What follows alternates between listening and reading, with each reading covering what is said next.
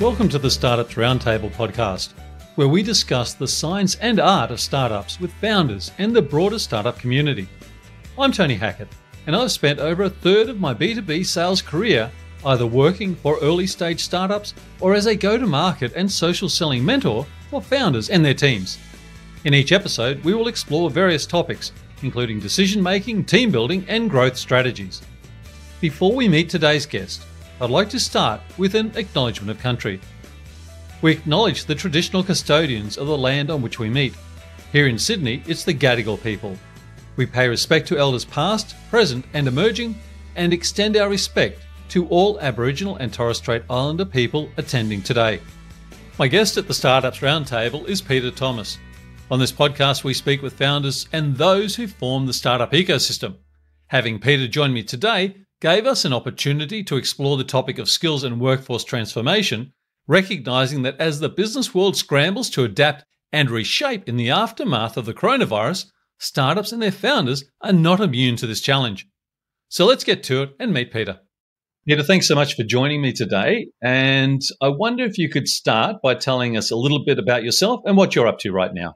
My pleasure, Tony. Thank you. So my name's Peter Thomas, and I'm Director of Forward, which is the Centre for Future Skills and Workforce Transformation, which is based in RMIT University in Melbourne, Australia. RMIT is what's called a dual sector university, so we teach traditional higher degrees, but we also have a very strong focus on vocational education. So the College of Vocational Education is the home for delivering all our skills-based programs, 156 programs across 5 industry clusters, anything from tradies to architects to nurses and interior designers.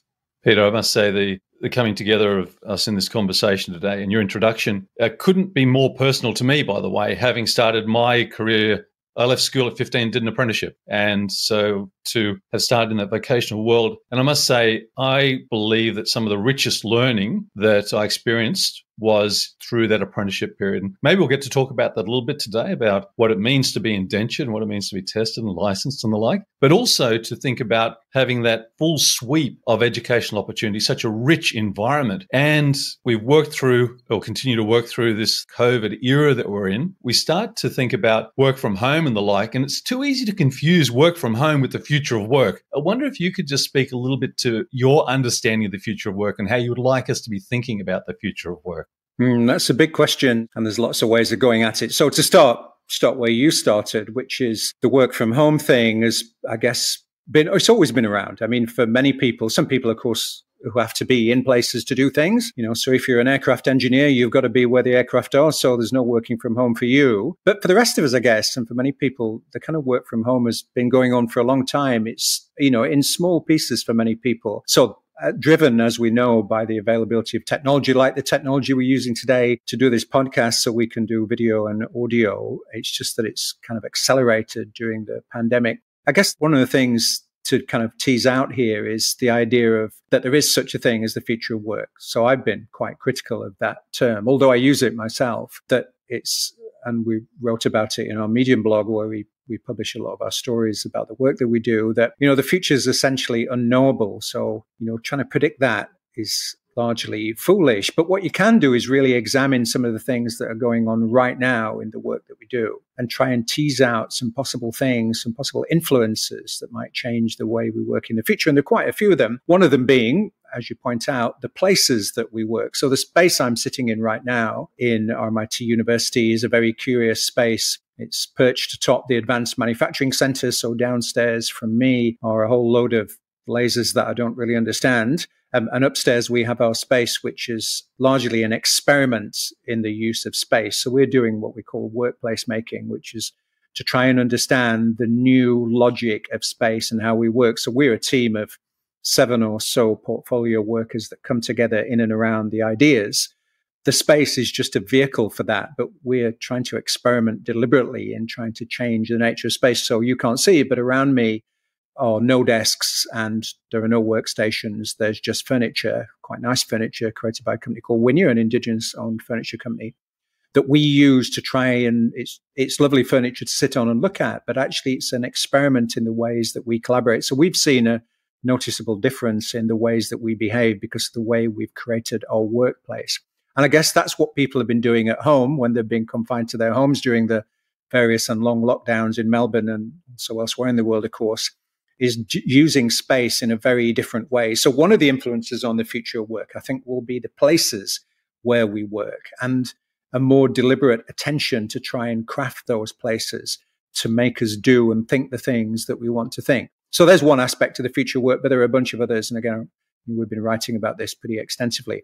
Another one, of course, is the nature of the work that we do and the ways that we do it. So as we know, technology has radically changed the way that we work. The thing that we're doing now wasn't possible maybe 30 or 40 years ago in this form.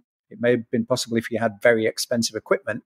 But the idea that we can hop on and record a podcast in incredible quality due to Zencaster is something that's only recently arrived, and all the other tools that surround us, from anything from Microsoft 360, which is used by our institution, to the things that we use like Slack and Miro and Notion.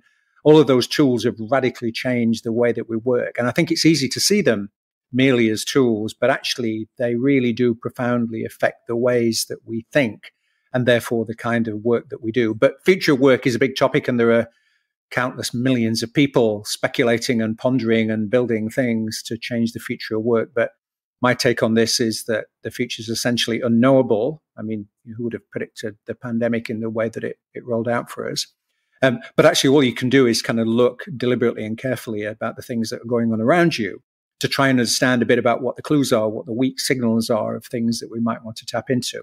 And of course, it's changing rapidly. The bizarreness of the labor market right now is something that, is going to go on for quite a long time. So my view of this is that we're not remotely out of the pandemic yet, although we may be out of some of the epidemiological effects. We certainly, maybe not, but we're certainly not out of the long tail of cognitive effects of the pandemic and its influence on work. It's interesting, Peter, you talk about tools and you talk about behaviors. I immediately think about not just behaviors, but the habits that we generate. And we could have the greatest technology and the most amazing built environment, but our habits will still keep us in a certain lane. So what you're tackling or looking to understand to tackle is as much a change program as anything else, and having people think about the way that they will change their behaviors, their habits. How do you start like this? And I understand it is a question for the ages. So when I throw out the question about future of work, it's unfair, but you treated my question with dignity. So thank you. But then where do you think about this as a starting point? Or is it a case of it's too early to even find a starting point? And do I link back to your use of the word experimentation a little bit earlier? Interestingly, in the meeting just before this meeting, I was talking to a colleague called Sam Sperlin, who's also about to join us as part of the RMIT Forward Fellowship Program. He runs an outfit called The Ready, which is a consultancy based out of the US. But he's also we talked for a little while about one of his side projects, which is called Deliberate Patterns. And he says, and we were talking about this morning, he says that habits are very hard things to form and you often lose them quite quickly. So it's a big change program to establish a new habit. And as we know, they can drop away quite quickly. He believes you should do much smaller experiments with your time called deliberate patterns.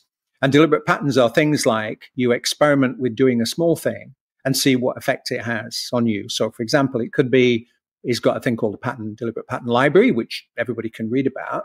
And he says things like committing to journaling the end of your day for 10 minutes at the end of every day is a deliberate pattern that you can establish. And if it proves useful for you, then you can take something from it as part of a bigger mission of becoming more aware about your habits or about work or about whatever it might be. And so I think that's a really interesting insight. I think that the idea that establishing a new habit is a hard thing. As we know, establishing a habit to go to the gym every day is a pretty difficult thing for many people, or establishing a habit not to eat, all the chips in the cupboard, because they're there.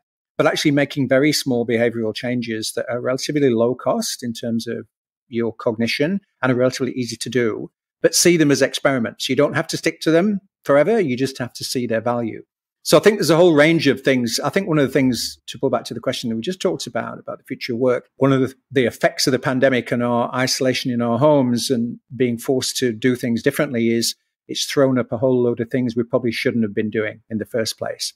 So a load of things which are unhealthy. Of course, it's also encouraged some other unhealthy things, which is, as we know, research tells us that people actually were more productive during lockdown companies saw an uplift in their productivity because people couldn't get away from their workspace. And so I think we're learning all kinds of interesting things about ourselves. So at one level, there's a lot of learning about the work and the future of work. There's a lot of learning about ourselves. And I think there's a whole, we've written about it before, but, there's a whole load of things, colliding at the moment in really interesting ways. So, the whole quiet quitting phenomenon, which has been written about repeatedly recently. There's a New York Times, I think, or a WSJ article talking about the different attitudes that incoming generations to the workforce have got about their work. So quiet quitting doesn't mean quitting. Quiet quitting means not investing your entire self in your job in terms of buying into the hustle culture of everybody's got to be on all the time. So I think it's a really interesting time right now. As predicted, a global earth-changing event like a pandemic has thrown up all kinds of things, and not necessarily the things that are most obvious about the pandemic. A lot of the things are about ourselves and the way we think about ourselves, and in our domain, the way that we think about work. So I think it's a really interesting time right now. But yeah, the whole habit thing I think is interesting. But Sam Sperlin's work on deliberate patterns is really interesting to reflect on. This idea of having a very distributed workforce in the past, that's existed, but as we've come back together, certain elasticity of teams and groups, we pick up practices and different norms. How does this new phase we're in balance that universe? So how do the norms, and there could be a good element of this, by the way, of not being daily, impacted by established norms in a work environment, in a physical environment. But what does that mean in this new world of work? Well, I think it depends who you are. So I think there's two kinds of people we can talk about here. It's very easy to frame these discussions around knowledge workers who have always had a great deal of freedom about, how they do their work. Their value is the knowledge they contribute to an organization. And then there's a whole bunch of people who are typically not considered in these discussions. So the people who come and wait on our tables and clean our rooms and do maintenance have often been ignored. And I think that's a really interesting phenomenon to think about, that a lot of the discussion around these things, around the kind of changes, has been framed around knowledge workers, and which is what we're doing too. I mean, we're trying to think more broadly, but inevitably the discussion flows back to them. But I guess what I see, certainly both in the work that we do and how we do our own work. So, I refer to the space that we're in. We're largely experimenting on ourselves at the same time as thinking about what those experiments mean. So I think the nature of fluid and elastic teams operating semi-autonomously is really interesting. So I think, as I said, we're a team of 7 or so portfolio workers we hired everybody that way on purpose, and with the idea that we have to recognize and honor the fact that people have got all kinds of other commitments, and their value is in what they bring to the table as individuals rather than that they just join a team. So we have a whole range of ways of working which are really quite unusual, and they're not unusual because we're trying to prove a point. They're unusual because we're trying to experiment on ourselves. So we have a very fluid meeting schedule. I'm in the workspace I'm in today. Some people may come, some people may not. We've got 2 big Microsoft Surface hubs that give us a really great hybrid experience. So we don't really care where people are. It's irrelevant. It's completely irrelevant. And all meetings are hybrid by default in the university and certainly in our team. And so we're kind of experimenting with very different ways of thinking, not just about the kind of mechanics of work, but also what it means to have purpose in your work and what you commit to. So we're not particularly interested in a lot of the things that many workplaces are interested in our team at Forward. We're really interested in having a thriving portfolio of ideas where people are individual contributors and we don't have to agree necessarily. What we have is a kind of framework where we trust each other enough to be able to consciously disagree and contribute and then move the work forward. But I think there's a really interesting disconnect between the kind of dialogue and the rhetoric around knowledge work and the majority of society, in fact, who don't have access to that kind of work and have got very different jobs. But inevitably, the changes through the pandemic are going to roll and have rolled over everybody. There's a really interesting, of course, phenomenon going on right now that there's a huge and growing massive wave of discontent and strikes and, all kinds of things. And I think that in itself is a really interesting phenomenon to look at too, how those, new return to the kind of industrial action we haven't seen probably for 50 years or so has been occasioned by the pandemic. And that's largely amongst groups of workers who have been threatened in many ways. And one of the ways they've been threatened, of course, is by the growth of technology. So to take an example, we've been talking about electric vehicles and the kind of skills change needed to transition industries that were based on carbon-based forms of, transport through to EVs. And that, of course, those changes for an individual worker who's been doing this for a long time is very disconcerting. The idea you might need to completely reskill for a new technology. So all of this is going on at the same time, which I think it makes it, disconcerting at one level, but for anyone looking at this and thinking about it, tremendously fascinating. Fascinating is a very gentle way into something that could feel very complex at different times as well. As you were discussing those points, Peter, I was reflecting on work situations that I and many are part of, and that is we can think about wherever we do our work and producing an output, but collaboration brings a different level of complexity to it. And then there's collaboration amongst teams that we're a part of in our employment base, but then there are external customers and external partners. And to give a very simplistic example to lead into asking your question, that is, if I am working in air quotes, 3 days a week from the office, from the traditional office, and my customer is doing the same, are they the three? Or is it 3 hours? Is it 3 days? Is it 20 hours? And are those 20 hours the same? And then you start to bring in collaborative partners. How does this all come together? That is a level of complexity that will be wrestled to the ground and is being wrestled to the ground, but it's almost a third dimension. How do you think about that? What are your considerations? Well, I think it's important to distinguish between synchronous and asynchronous work. So I think one of the things that we have learned in our own work, and also thinking about how we work with other people, is, we need to rebalance the notion of what work is across those two domains. So a great deal of our work is asynchronous. So we tend to meet here infrequently, either hybrid or in person, although when we do, I think one of the effects is that if you don't meet as frequently, then you make the most of that time. It assumes a different character. But I think it's important to focus on the asynchronous work. And by that, I don't mean sending a bunch of emails. I think it's about one of the great things that's happened, I think, is, out of the many terrible things that have happened during the pandemic, is it's allowed us to really use some of the tools that were around in real anger. So we use Miro and Notion are two of our backbone tools. And so those things are constantly on for us. And they do have collaborative features. So on a Miro board, I'm sure folks will be familiar with Miro, you can track people in real time as they scoot around the board doing stuff. But actually having those stuff in the background as awareness tools creates a sense of asynchrony that tools like email, which I pretty much loathe one way or another, don't really allow us to do. So I think one of the answers to that is that, focusing on the notion of synchronous and asynchronous work and how they tie together is really interesting. So we feel, I think, in here, and I certainly feel, not only on the RMIT project, but in other projects, around the world, that, we have a real sense of connectedness because we really focus on what's best done in which domain, whether it's synchronous or asynchronous. And also, I also think using those tools in a way that gives you, a real sense of richness about, we spend a lot of time pruning and maintaining our information, which, has gone on for a long time, but it's one of the other effects of focusing on the asynchronous domain is that you really need to, keep the things, the kind of fuel that you need to be able to do the work. You need to really keep it in good shape. And so they're entirely new disciplines that I think people are only just learning. It was all too easy to, watch a bunch of emails coming into your inbox and do something with them and put them on to-do list. That largely is a last century thing. And now you really have to be much more aware about the way that you use those tools. I think it's back to, as I mentioned before, Sam Sperling's deliberate patterns, that you have to establish new patterns for your work that deliver the things that you want.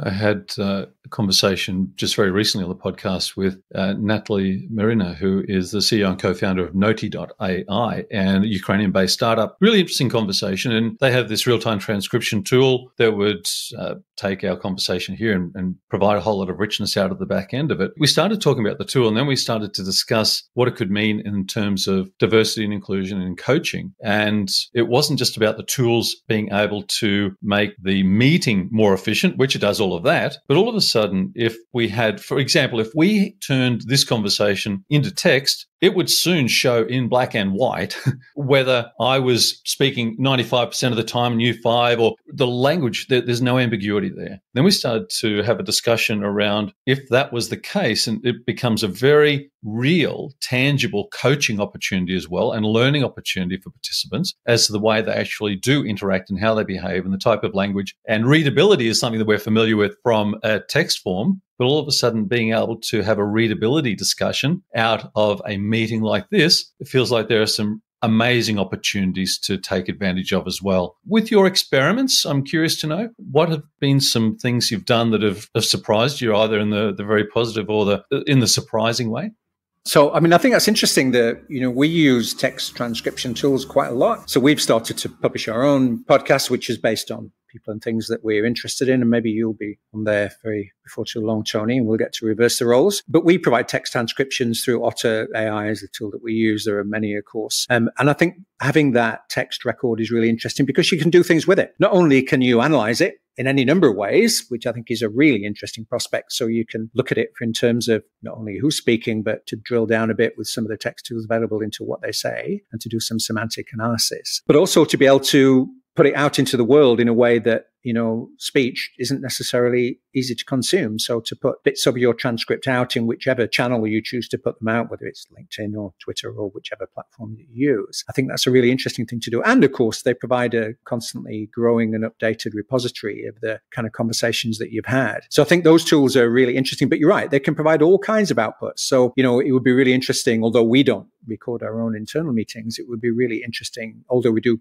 kind of make extensive notes in our backend in Slack and Notion and other places. It would be really interesting to try and mine those for insights and opportunities that you're right are about coaching or about mentoring or about, a genuine learning opportunity for other people in our ecosystem. I think one of the great things about those kind of tools is that it's now so easy to share stuff. It's not locked away behind some email firewall where you have to forward stuff. We can make a Notion card available to anybody, any number of people randomly with different levels of permission instantly. And that's something that we use a lot. So those kind of experiments, in an infrastructure, the university infrastructure runs on Microsoft, as many do, and that's okay. But in our own little group, we use tools like Notion, where sharing is seamless and really highly efficient. It can just be turned on and off as we feel like it. So we regularly share Notion docs, working documents, or finished things with our colleagues in the college, we've watched the effects of doing those things. So I think there's a whole range of, opportunities that technology provides. But I guess it's not just about technology. The technology is interesting. I think it's about the spirit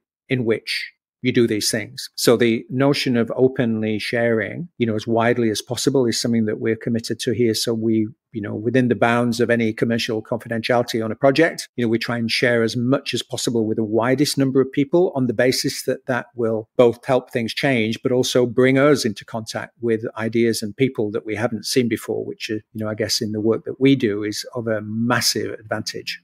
Peter, I've so enjoyed the conversation. We haven't even scratched the surface of what we could discuss, but I'm so glad that we had the chance to at least get our conversation on the podcast underway. So thank you. Could I ask you maybe just to close with a comment or a reflection or a thought around mentors and coaches, and as you look into the work you're doing, what the changing face of mentors and coaches is starting to look like?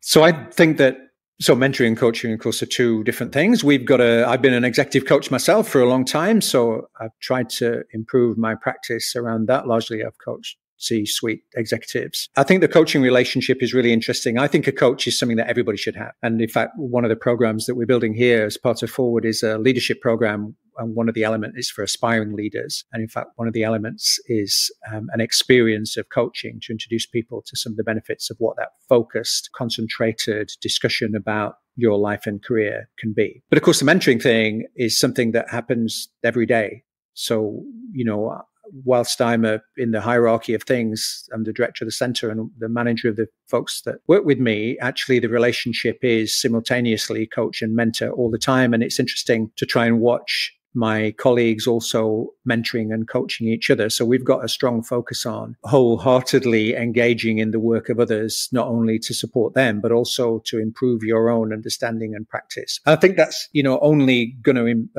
to accelerate the idea that what we spend our time doing is, I think it's back to the notion of productivity. What does productivity look like? We certainly know it's not about hours now. Arguably it's not even about projects. It's possibly about outcomes, but it may be, in fact, one of the true lasting legacies of the pandemic and the way we work is that the future of work really is about coaching and mentoring rather than anything else.